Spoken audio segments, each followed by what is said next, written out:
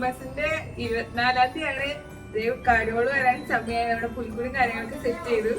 അപ്പൊ ഞങ്ങൾ രണ്ടുപേരും കൂടി കരോളിന്റെ കൂടെ പോകാൻ പോകണം.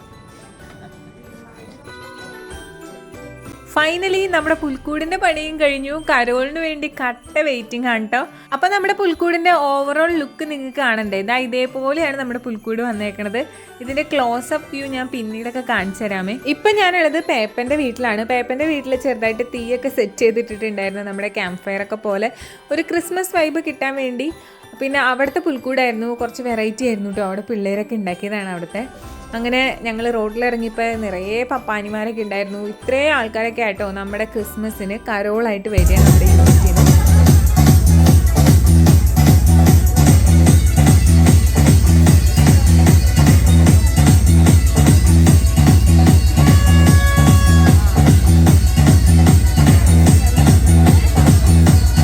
ഭയങ്കര അടിച്ചുപൊളിയായിരുന്നു. എല്ലാവരും ഭയങ്കര ഡാൻസും പാട്ടും തിമർക്കലും ഒക്കെ ആയിരുന്നു കേട്ടോ. ഞാനും പപ്പാനോട് കുറച്ച് ഡാൻസ് ഒക്കെ കളിച്ചു. ക്രിസ്മസ് പപ്പ വൈബ് മൂഡ് ഓണായിരുന്നു. ഒടുക്കത്തെ ഡാൻസുകളൊക്കെ ആയിരുന്നു. ഞങ്ങളുടെ ഫ്രണ്ട് തന്നെയാണ്. നമ്മുടെ യൂണിറ്റുകാർ സെറ്റ് ചെയ്യുന്ന കരോളാണ്. യൂണിറ്റിൽ എത്ര വീടുകളുണ്ടോ അത്ര എല്ലാ വീടുകളിലും ഉണ്ണിയേശുവിനെ കയറ്റും. അങ്ങനെ നമ്മൾ വൈബായിട്ട് അങ്ങനെ പാട്ടൊക്കെ പാടി പോണതാണ്. ഇപ്പം അമ്മയുടെ കൂടെ പപ്പാനി ഡാൻസ് കളിക്കുന്നതാണ് കേട്ടോ.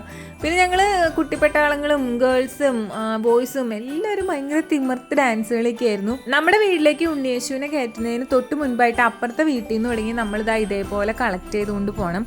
എന്നിട്ട് നമ്മുടെ വീട്ടിൽ കൊണ്ട് വെച്ചിട്ട് നമ്മൾ പ്രയറും കാര്യങ്ങളൊക്കെ ചൊല്ലിയിട്ട് അവിടെ നിന്ന് തിരിച്ചു പോകണം. ഇത് ഒരു വീട്ടിലെ പുൽക്കൂടായിരുന്നു, നല്ല ഭംഗിയുണ്ടായിരുന്നു.